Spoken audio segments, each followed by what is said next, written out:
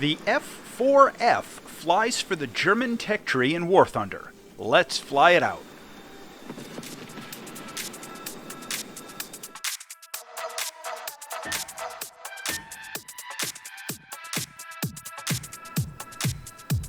By the late 1960s, the West German Air Force had determined that it needed a new dogfighter. Its primary aircraft was the F-104 Starfighter, which was a capable interceptor, but it wasn't especially well suited for close-in dogfighting, and the potential deployment of more advanced aircraft to East Germany was both anticipated and also needed a response.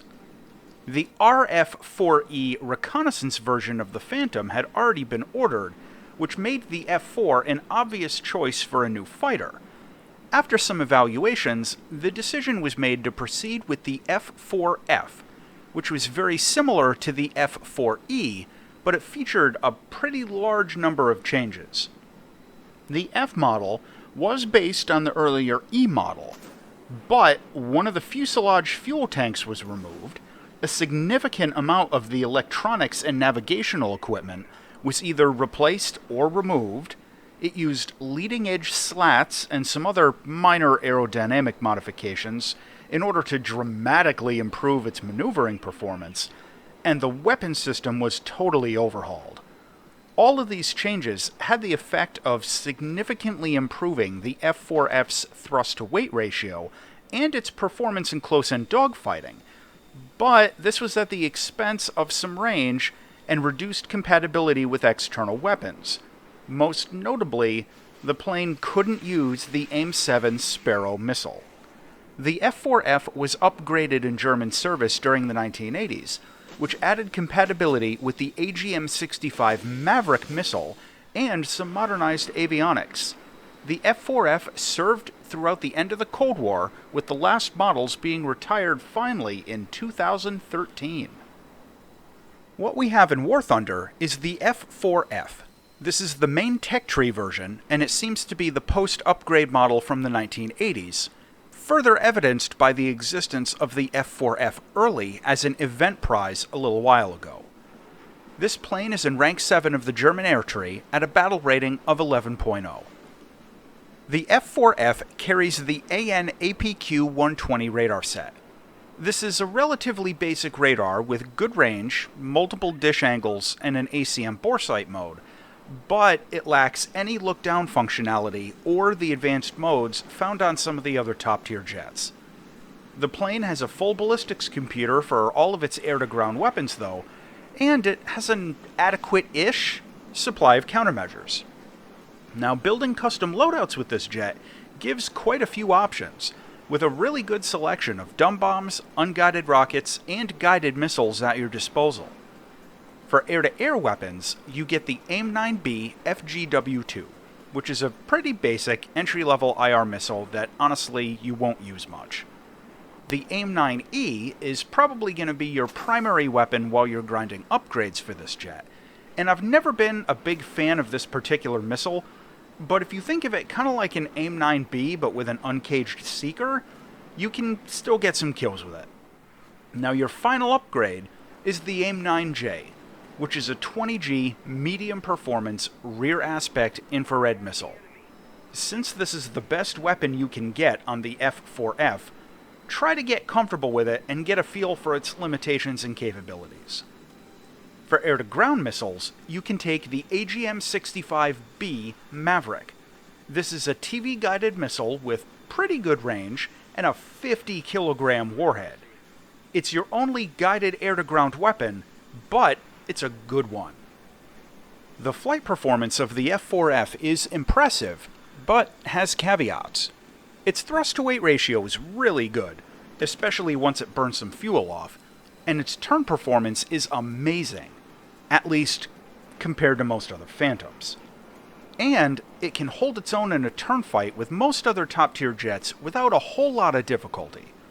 Its rate of climb is solid, which is especially helpful when flying in ground battles, and its air brake works really well.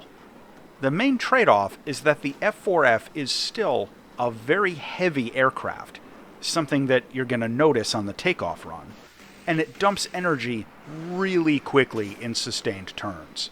Now, the good thrust-to-weight ratio helps to mitigate that to a point, but after 3 or 4 maneuvers in a sustained dogfight, you might find yourself kind of just sitting there out of energy, hanging in the air with something like an F-5E slowly edging in on you in a rate turn. Not a good situation. Another important note, as always, the flight performance suffers pretty bad with external ordnance, but with the F-4F, that ends up being a really noticeable issue. Since the plane is pretty agile on its own, you're going to notice a very tangible change in performance if you take this thing out with a huge load of bombs and gun pods or something, so plan your missions accordingly. Lastly, the F-4F consumes an enormous amount of fuel with the afterburner on.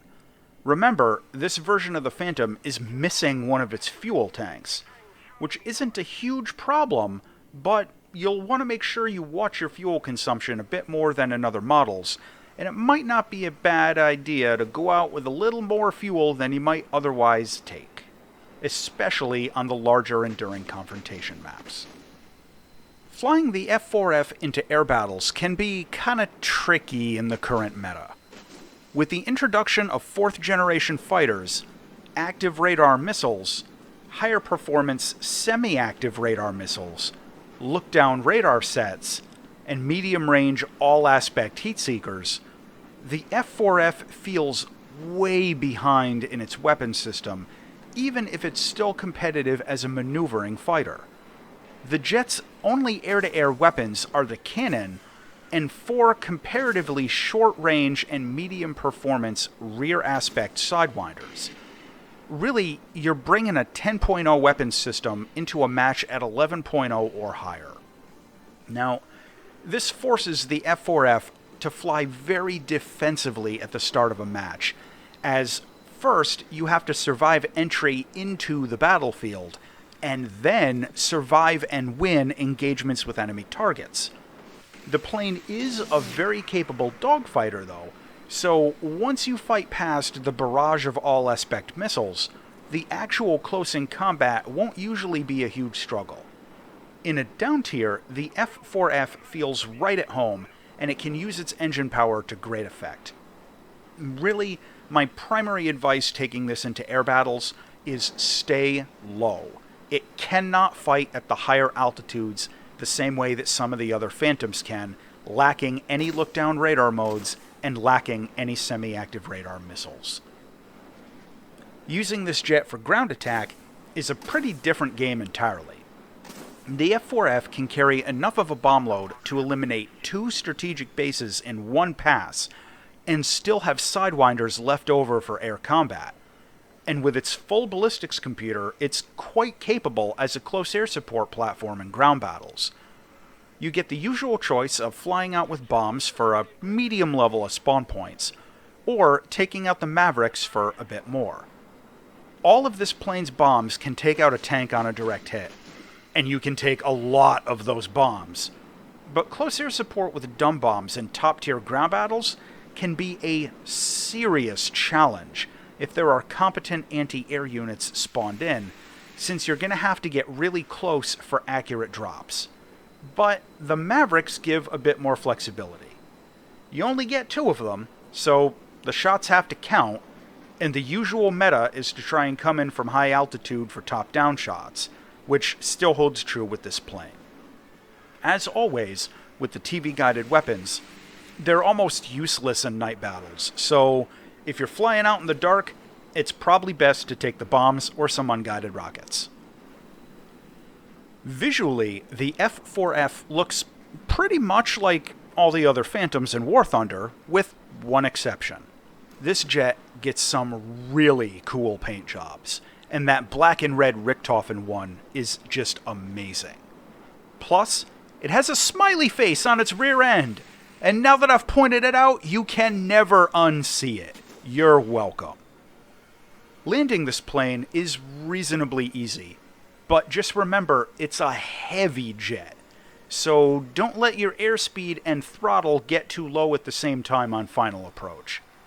It gets a drag chute, so the landing run itself isn't bad, even if you come in a little hot, so try to err on the side of having more speed.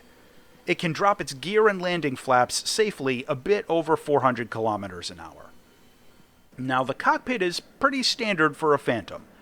Good forward visibility, kinda limited backwards visibility, a radar B-scope in a really convenient position, but no visible radar warning receiver, which is a pet peeve of mine. Overall, flying this thing in VR really wasn't too bad. To close out on the F-4F. This jet is highly maneuverable and great at close-in dogfights. It's quite fast with a good thrust-to-weight ratio, and it performs really well at ground attack. However, it has no all-aspect weapons, no medium-range weapons, its radar is outdated in top-tier matches, and it's kind of a big, heavy target. The final verdict on the German F-4F is that this fighter feels a bit over-tiered in the current meta, being up against BVR all-aspect weapons, and it's only going to get worse as more 4th-generation fighters are added to the game. It's not a bad plane, and it can be exciting to throw this thing into dogfights, but it's getting more and more off-meta with each game update. As always, thanks for watching.